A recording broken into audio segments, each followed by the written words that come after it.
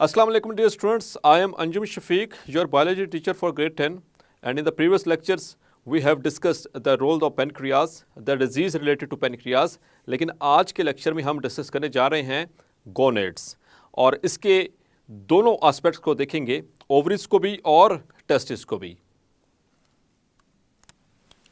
Gonads, my dear students, gonads basically reproductive organs को कहा जाता है जो कि ह्यूमंस के अंदर मौजूद हैं और डिफरेंट ऑर्गेनिजम्स यानी कि एनिमल्स उनके अंदर भी मौजूद होते हैं, उनको गोनेड्स कहा जाता है, the reproductive organs. So there are two types of gonads in human beings.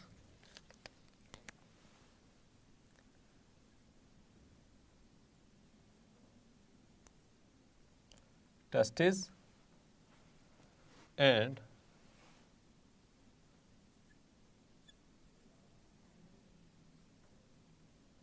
Ovaries. Dear students, यहाँ पे एक चीज़ आपने क्लियर रखनी है, टेस्टिस जो है it is plural of testis. Testis एक टेस्टिस यानी कि सिंगुलर, और testes when we are talking about the pair, and like this ovaries it is a plural of ovary. Yes my dear students, so चलते हैं, discuss करते हैं इसको आगे वन बाय वन दोनों को। So first of all, testes. Testes, remember one thing, these are the male reproductive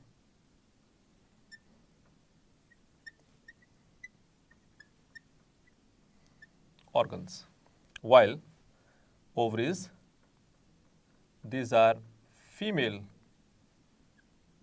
reproductive organs.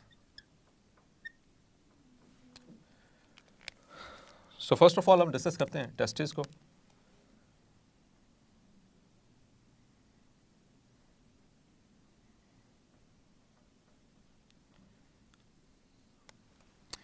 So they are located outside the abdomen.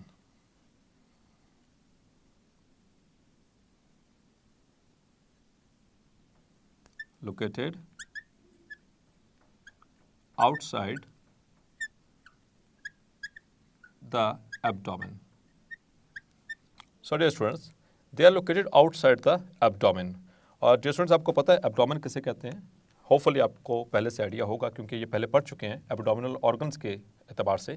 सो हमारी जो मेन बॉडी है, जिसे हम ट्रंक भी कहते हैं, इसके अंदर दो मेजर कैविटीज़ हैं, यानी दो मेजर स्पेसेस हैं। एक यहाँ पर ऊपर which is called as the chest cavity. Chest cavity जो है इसके अंदर हार्ट और लंग्स मौजूद हैं। इसी तरह से इसके बिल्कुल नीचे आपको याद होगा हमने रेस्पिरेशन वाले चैप्टर में डिस्कस किया था कि लंग्स के बिल्कुल नीचे एक थिक मस्कुलर शीट है। यस माय डियर स्टूडेंट्स, उसे क्या कहते हैं? Diaphragm. That is a thick muscular sheet present just below the lungs. और वो थिक मस्कुलर शीट यानी कि डायफ्राम होने की वजह से ये ऊपर एक कैविटी अलग हो जाती है और नीचे वाली अलग हो जाती है। जो कैविटी डायफ्राम से ऊपर है वो चेस्ट कैविटी कहलाएगी, या उसको हम थोरेसिक कैविटी भी कहते हैं, जबकि उसके नीचे जो है डायफ्राम के नीचे वाली कैविटी उसे हम एब्डोमेन कहते हैं, एब्डोमिनल कैविटी भी कहते हैं। और इसके अंदर जो मौजूद ऑर्गन्स होंगे उन्हें एब्डोमिनल ऑर्गन्स कहा जाएगा।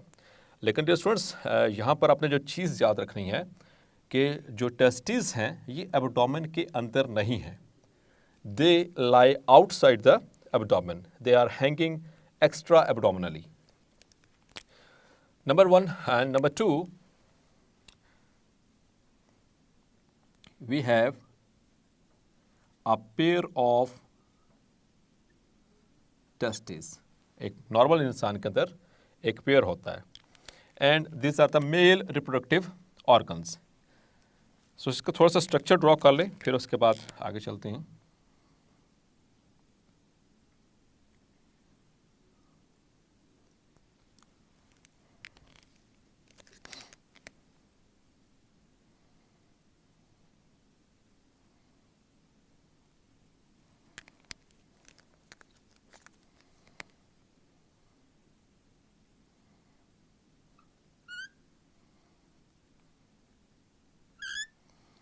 यस माय डियर स्टूडेंट्स, इसको थोड़ा सा लेबल कर लें. This is called as scrotum. It is a skin, basically bag है, एक पाउच है जिसके अंदर मौजूद हैं testis. And this is testis and this is the sperm duct. This is sperm duct. हम देखते हैं ज़रा से टेस्टिस को, थोड़ा सा इसका cross section. How would it look inside?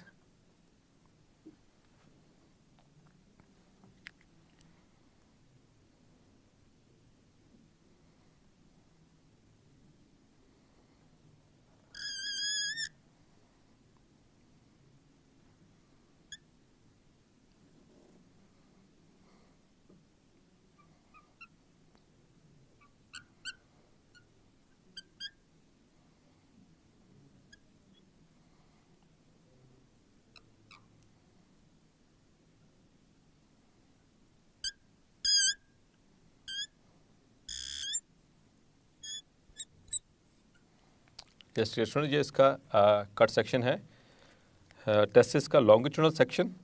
इसमें ये आपको जो ऊपर एक कैप सी नज़र आ रही है टेस्टिस के ऊपर, इसे हम कहते हैं एपिडिडमिस.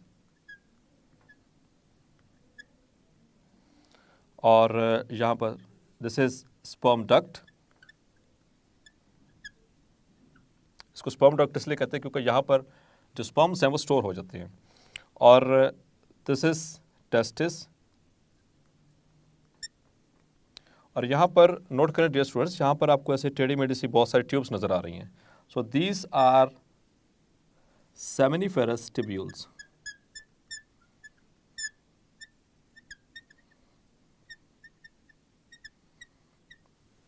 और इन सेमिनिफेरस टिब्यूल्स के दरमियान जो स्पेस है ये वाली, इसे कहते हैं interstitial space. This is interstitial space.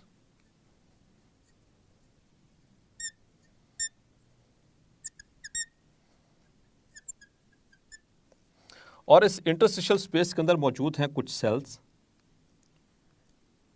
यानी कि सेमिनिफेरस टिब्यूल्स के दरमियान में कुछ सेल्स होते हैं जो मैं यहाँ पर ग्रीन कलर में डॉट्स की शक्ल में ड्रॉ कर रहा हूँ.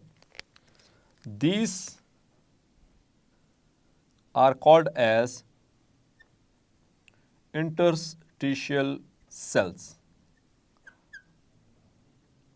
Because they are present in the interstitial space. और इंटरस्टिशियल स्पेस क्या है? जो सेमिनिफेरस टिब्यूल्स के दरमियान जो जगह है उसे हम कह रहे हैं इंटरस्टिशियल स्पेस. तो इंटरस्टिशियल सेल्स मौजूद हैं. डियर स्टूडेंट्स, आपको याद है कि जब मैंने एंटीरियर पिट्यूटरी के हवाले से एंडोक्राइन सिस्टम डिस्कस किया था, तो उसमें एंटीरियर पिट्यूटरी के दो हार्मोन्स की तो डिटेल हमने पढ़ी थी. एक था सोमेटोट्रोफिक हार्मोन और दूसरा था थायराइड स्टिमुलेटिंग हार्मोन. लेकिन मैंने वहाँ पर 4 मेंशन किए थे. इसके अलावा वहाँ पर था, एक था एड्रीनोकॉर्टिकोट्रोफिक हार्मोन ACTH, और इसके अलावा एक और चौथा मैंने लिखा था गोनाडोट्रोफिन्स. यस डियर, उसको रिकॉल करें ज़रा. गोनाडोट्रोफिन्स.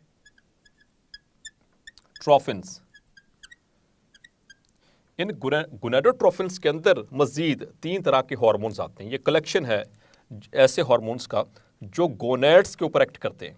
यस डियर स्टूडेंट्स, तो इस गोनाडोट्रोफिन में एक हार्मोन है, there is a hormone by the name of ICSH, which is called as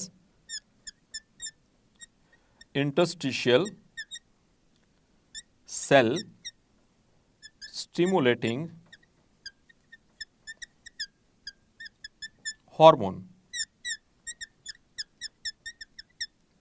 So dear students, ये इंटरस्टिशियल सेल स्टिमुलेटिंग हार्मोन ये रिलीज होगा एंटीरियर पिट्यूटरी से,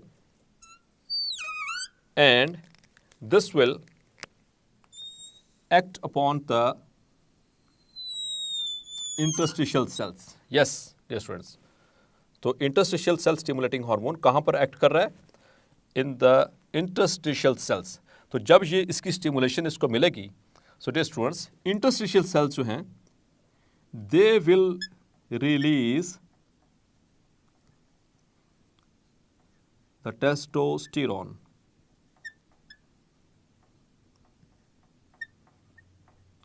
that is a male hormone, ये मेल हार्मोन है।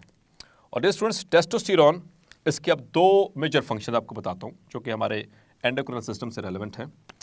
पहला function तो आपको पता ही है, that is it is involve in the gamete formation.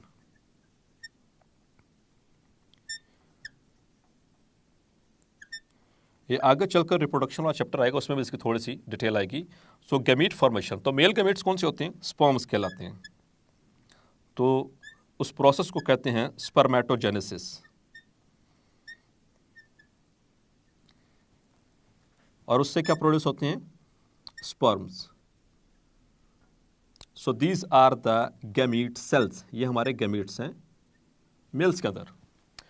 तो एक तो मेजर फंक्शन हो गया डियर स्टूडेंट्स इसका गैमीट फॉर्मेशन यानी कि स्पर्मेटोजेनेसिस, और दूसरा इसका अहम फंक्शन है that is the development of male secondary sexual characteristics. Yes, dear students. So it is involved in the development of male secondary sexual characteristics.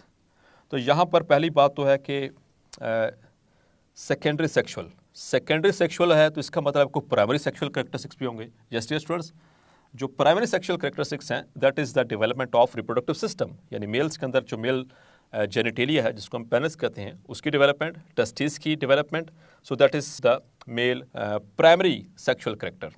लेकिन सेकेंडरी सेक्शुअल कैरेक्टर क्या है? Secondary sexual character, it includes the development of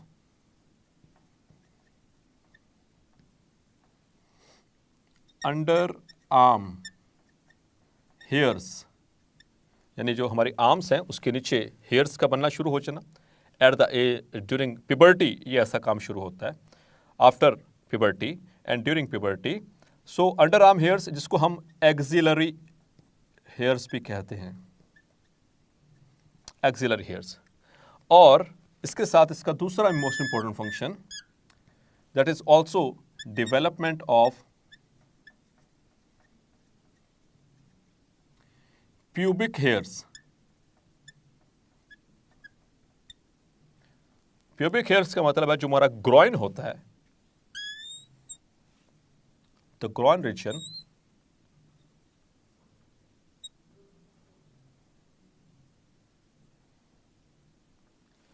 this region, ये जो हमारा बिल्कुल जेरे नाफ जो रीजन है, दिस इज आवर अम्बलाइकस।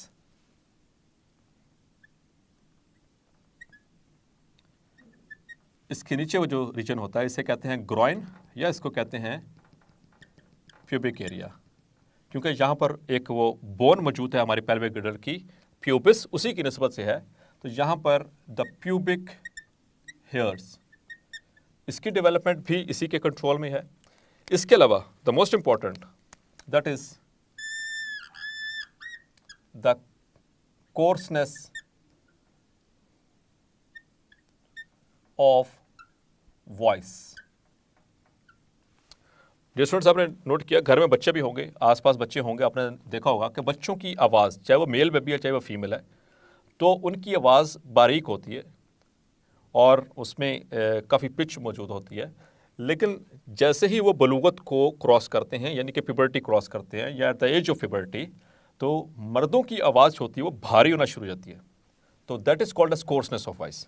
तो ये भी सेकेंडरी सेक्सुअल कैरेक्टर है मेल्स का, which is under the control of this hormone which is called as testosterone.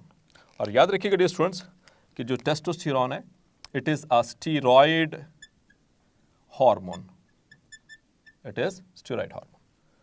तो इससे स्टीरॉन से याद रखना, स्टीरॉन स्टीरॉयड से है, ठीक है। और टेस्टो मीन्स कि इसका जो ओरिजिन है that is in the testis, और टेस्टिस में कहाँ पर मौजूद है? In the interstitial space.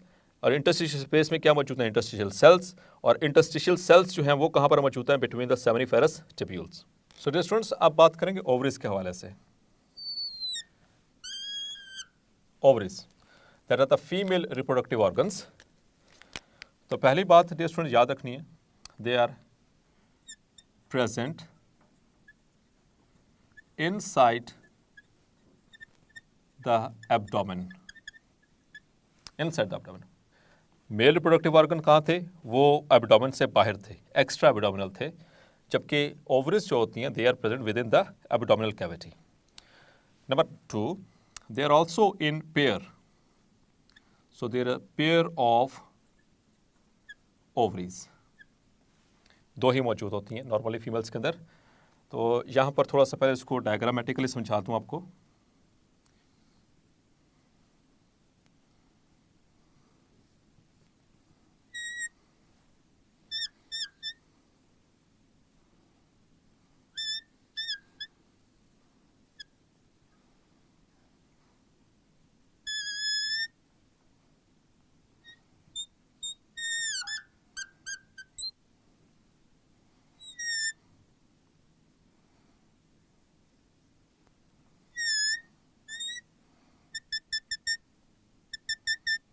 So this is the female reproductive system.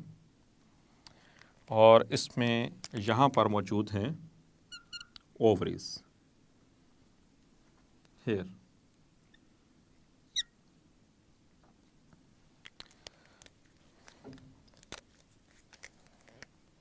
This is uterus, जिसको सादा लफ्ज़ में बच्चादानी भी कहा जाता है. These are the fallopian tubes. So एक यूट्रस है और उनकी दोनों साइडों से निकल रही हैं फेलोपियन ट्यूब्स. और फेलोपियन ट्यूब्स को ओविडक्ट्स भी कहा जाता है. और यहाँ पर जहाँ से ये स्टार्ट होती हैं fallopian tubes, here is our gonad that is called as ovary,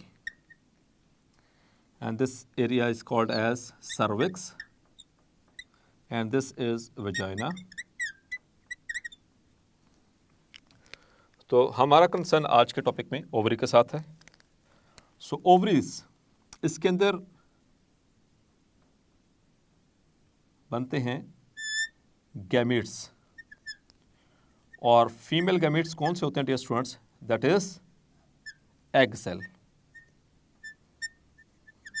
और इसकी जो फॉर्मेशन का जो प्रोसेस है उसे क्या कहते हैं? oogenesis.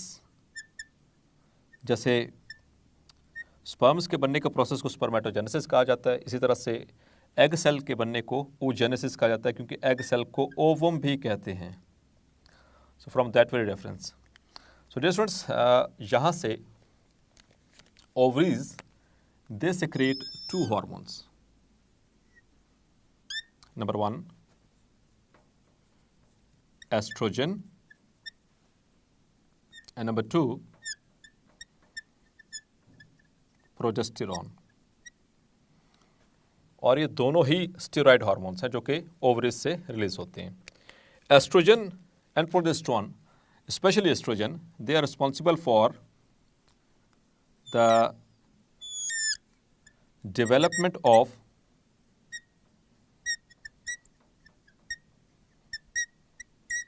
of female secondary sexual characteristics.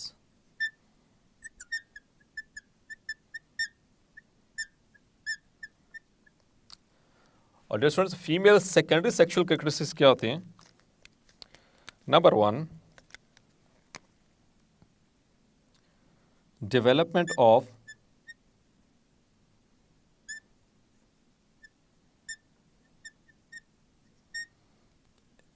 underarm hairs.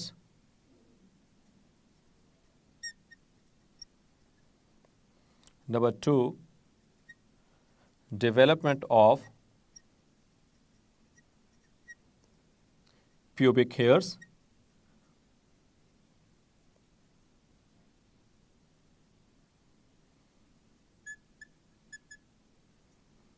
Number 3, that is development of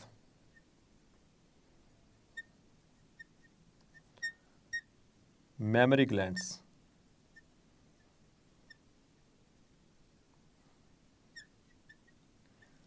Which is also called as breast.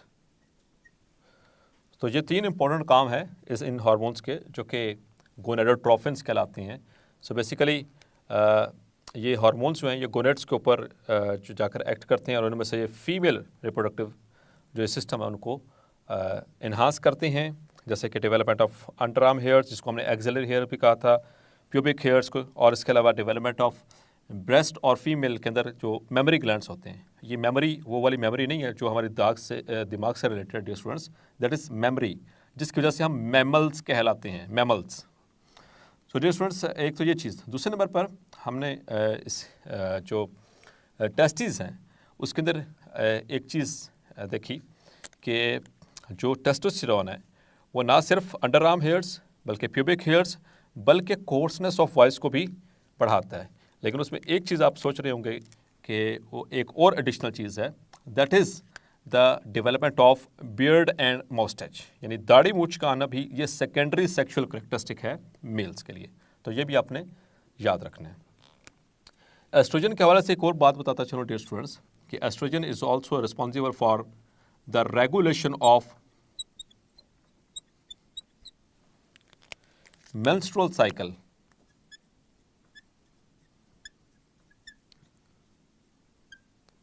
in females, और जो प्रोजेस्टेरॉन है it is responsible for pregnancy. Just एक एडिशनल इंफॉर्मेशन देता चलो आपको। सो स्टूडेंट्स, आपने देखा कि किस तरह से ये दोनों गोनेड्स हैं ये अपने हार्मोन्स को रिलीज कर रहे हैं and how they are helping in the gametogenesis as well as the formation of or development of secondary sexual characteristics. So dear students, देखा आपने कि टेस्टोस्टेरोन कितना अहम है regarding the male secondary sexual characteristics, और एस्ट्रोजन और progesterone कितने अहम हैं regarding the female secondary sexual characteristics as well as the process of gametogenesis. So hopefully आज का लेक्चर आपको क्लैरिफाई हो गया होगा। मिलते हैं नेक्स्ट लेक्चर में। अंटिल देन अपना ख्याल रखिएगा। अल्लाह हाफिज़।